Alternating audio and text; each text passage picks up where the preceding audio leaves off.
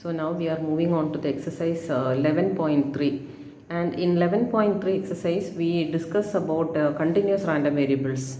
As I have already discussed with you what are continuous random variables, anyway I want to remind you, continuous random variables are variables which can take any number of all the values from a particular value to a particular value in an interval, we can say that. And generally they are defined as variables which take infinite number of values. So their probability function is called as probability density function, and it will be in the form of a definition like this. So for the range where the variable lies, you will have a definition, you will have a particular function for it, and we write equal to 0 for the other remaining part, equal to 0 elsewhere. Sometimes we say equal to 0 elsewhere, or sometimes we write like this. So here the first question, the variable lies only from 0 to infinity, and it doesn't take 0, it's not included. 0 is included in the place where the variable doesn't lie. So it starts from the immediate neighborhood of 0 and it goes on up to infinity. So that's the range of the variable, and everywhere else the variable does not lie, therefore the function fx is 0. Probability of the variable taking those values from minus infinity to 0 is given as 0. So in this question the probability density function is given. So whenever you are asked to write a probability density function, this format has to be maintained. This is how we define a probability density function. And there are other differences also between an ordinary discrete random variable and a continuous random variable. As we do the problem, I will tell you. One very important difference என்னன்னா, ஒரு particular பாயிண்டில் probability வந்து உங்களுக்கு அங்கே answer இருக்கும் discrete random வேரியபிளில். ஆனால் continuous random வேரியபிளோடைய ஒரு particular பாயிண்டில் வந்து வேல்யூ கிடையாது, ஒரு இன்டர்வெல்லுக்கு தான் கண்டுபிடிப்பாங்க. And another difference, major difference என்னன்னா, ஒரு டிஸ்க்ரீட் ரேண்டம் வேரியபிளுக்கு நம்ம வந்து ப்ராபிலிட்டி கண்டுபிடிக்கிறதுக்கு ஆட் பண்ணுறோம், டோட்டல் ப்ராபிலிட்டி எல்லாம் நம்ம ஆட் பண்ணுறோம். ஆனால் இங்கே வந்து நம்ம ஒன்றாக தெரிஞ்சு ஆட் பண்ணுறது பாசிபிலிட்டி இல்லைங்கிறதுனால அடிஷனுடைய ஒரு ப்ராசஸ் தான் இன்டகிரேஷன். ஸோ இங்கே இன்டகிரேஷன் பண்ணுறோம்.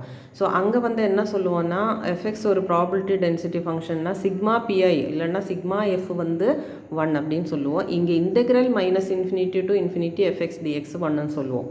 இதுதான் டோட்டல் ப்ராபிலிட்டிக்கே யூஸ் பண்ணுற இது. ஸோ இங்கே வந்து நம்ம அதை பேஸ் பண்ணினா சம்மு தான் இங்கே போடுறோம். அதனால தான் இப்போ அதை பற்றி மெயினாக ஃபஸ்ட்டு சொன்னேன். இல்லாட்டா கூட அந்த கம்பேரிசன் உங்களுக்கு தெரியணும் இல்லையா, அதுக்காக தான் சொல்லியிருக்கேன். ஸோ வந்து டெஃபினிஷன்ஸ் அது சம்மந்தப்பட்ட விஷயங்கள் எல்லாம் ரீடரில் இருக்கிற அந்த கரஸ்பாண்டிங் பேஜஸ் நீங்கள் படிங்க. படிச்சுட்டு தான் நீங்கள் அந்த எக்ஸசைஸ் பண்ணணும். எக்ஸசைஸ் போடுறச்சே சைட் பை சைடாக எக்ஸாம்பிள்ஸும் நீங்கள் அப்படியே கனெக்ட் பண்ணி படிச்சுக்கலாம். ஸோ ஃபஸ்ட்டு சம் வந்து இந்த ப்ராபிலிட்டி டென்சிட்டி ஃபங்க்ஷனுடைய அந்த முக்கியமான ப்ராப்பர்ட்டி, அதாவது integral minus infinity to infinity f x dx is equal to 1 அப்படிங்கிற ப்ராப்பர்ட்டியை வச்சு போடுற சம் தான். ஏன்னா இது ரொம்ப சிம்பிளான ஒரு 2 மார்க் கொஸ்டின் தான். இதில் வந்து எஃப்எக்ஸ் கொடுத்துருக்காங்க, ஆனால் அதில் ஒரு அன்னோன் குவான்டிட்டி இருக்குது. நீங்கள் வந்து அந்த அன்னோன் குவான்டிட்டிக்கே என்னான்னு கண்டுபிடிக்கணும், அவ்வளோதான் இந்த கொஸ்டினில். ஸோ இதுக்கு வந்து நம்ம என்ன யூஸ் பண்ணுறோன்னா, இந்த ப்ராப்பர்ட்டியை முதல்ல நம்ம எழுதிடணும். This is the definition, according to the definition of the probability density function this will be true. ஆனால் இங்கே அடுத்த ஸ்டெப்பு நம்ம எழுதுகிறப்போ இங்கே மைனஸ் இன்ஃபினிட்டி டு இன்ஃபினிட்டி மாற்றி நம்ம வேரியபிளுக்கு என்ன லிமிட்டோ அதை நம்ம போட்டுடணும். இங்கே 0 அண்ட் அபவ் அப்படின்னா 0 டு இன்ஃபினிட்டி. ஸோ நம்ம வேரியபிளோட லிமிட்டாக நம்ம இப்போ அடுத்த ஸ்டெப்பில் அதை மாற்றிடுறோம். இது வந்து ஜென்ரல் ஸ்டேட்மெண்ட்டு. ஸோ இதிலேருந்து நம்மளுடைய வேரியபிளோடைய லிமிட்டு மாற்றி நம்ம அடுத்த ஸ்டெப் எழுதுகிறோம். ஸோ கே வெளியில் எடுக்கிறேன், ஒன்லி எக்ஸ் ரிலேட்டட் டேர்ம்ஸ் தான் they only get integrated. So K into integral 0 to infinity X E power minus 2x dx is 1. இங்கே நான் ஒரு ஃபார்முலா யூஸ் பண்ணுறேன். இது காமா இன்டெக்ரல்னு சொல்லிவிட்டு உங்களுக்கு 9th சாப்டரில் வரும். தற்போதைக்கு அது என்னன்னு மட்டும் தெரிஞ்சுக்கோங்க.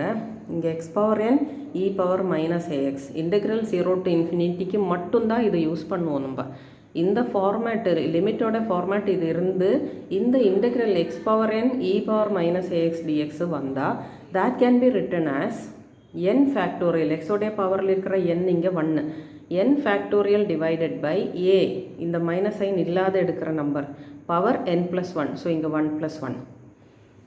So this is equal to 1. So அதாவது k into 1/4 is equal to 1, அது k இஸ் ஈக்குவல் டு 4ன்னு வரும். அதாவது இந்த ஃபார்முலா வந்து நான் உங்களுக்கு இங்கே எழுதுகிறேன். This is nothing but gamma integral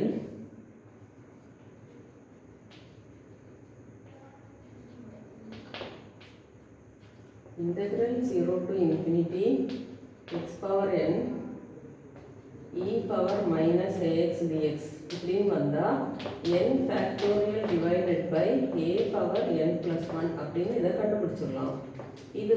this is called gamma integral. So இந்த ஃபார்முலா தான் இங்கே நம்ம யூஸ் பண்ணியிருக்கோம். அதை வச்சு தான் இந்த இடத்துல அந்த ஸ்டெப்பை சிம்பிளிஃபைடாக நம்ம போட்டிருக்கோம்.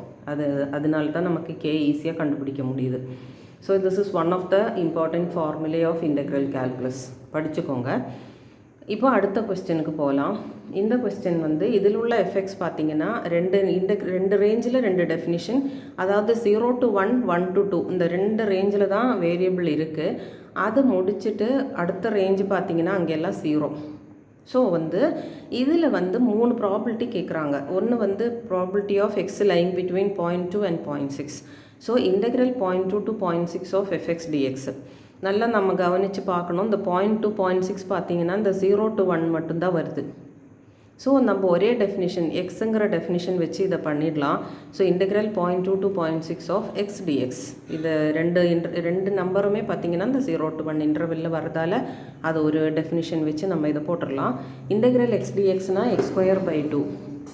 This is to be calculated from 0.2 to 0.6. So half தனியாக வெளியில் எடுத்துகிட்டு x²க்கு லிமிட் அப்ளை பண்ணுறோம். 0.6ஓட ஸ்கொயர்னா 0.36 மைனஸ் 0.2ஓட ஸ்கொயர்னா 0.04. So it is half of 0.32, அதாவது 0.16.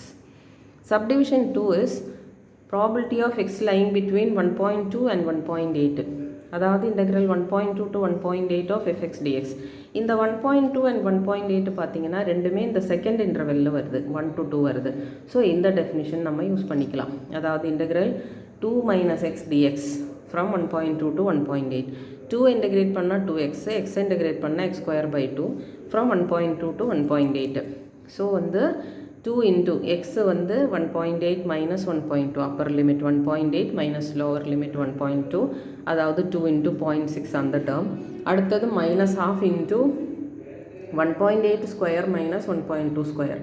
1.8ஓட ஸ்கொயர் 3.24, 1.2ஓட ஸ்கொயர் 1.44. இது ரெண்டு சப்ட்ராக்ட் பண்ணினா வருது 1.80.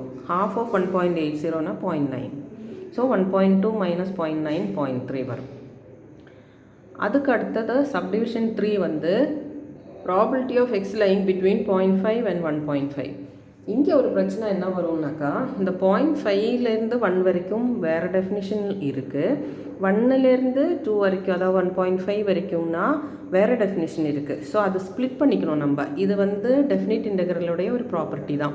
Integral a to b fx dxனா integral a to c fx dx plus integral c to b fx dx where c lies between a and b அப்படி ஒரு property இருக்குது. அதை வச்சு தான் இங்கே ஸ்ப்ளிட் பண்ணியிருக்கோம். ஸோ எக்ஸ் இன்டெகிரேட் பண்ணால் x²/2, இதுக்கு 0.5 to 1 நம்ம போடணும். ப்ளஸ் 2 இன்டெகிரேட் பண்ணால் 2x வரும், இது 1 to 1.5 கொடுக்கணும். மைனஸ் எக்ஸ் இன்டெகிரேட் பண்ணால் x²/2 1 to 1.5. இது நான் ஃபுல்லாக கேல்குலேட் பண்ணி காமிக்கல உங்களுக்கு, சப்ஸ்டியூட் மட்டும் பண்ணியிருக்கேன். ஸோ ஹாஃப் வெளியில் எடுத்துகிட்டு x²க்கு 1 minus 0.5ஓட ஸ்கொயர் 0.25 ப்ளஸ் 2 into எக்ஸுக்கு 1.5 minus 1 மைனஸ் ஹாஃப் வெளியில் எடுத்துகிட்டு x²க்கு 1.5ஓட ஸ்கொயர்னா 2.25 minus 1 square is 1. இதுக்கப்புறம் நான் டைரெக்டாக ஆன்சர் எழுதியிருக்கேன். இந்த கேல்குலேஷன் கொஞ்சம் நீங்கள் வெரிஃபை பண்ணிக்கோங்க.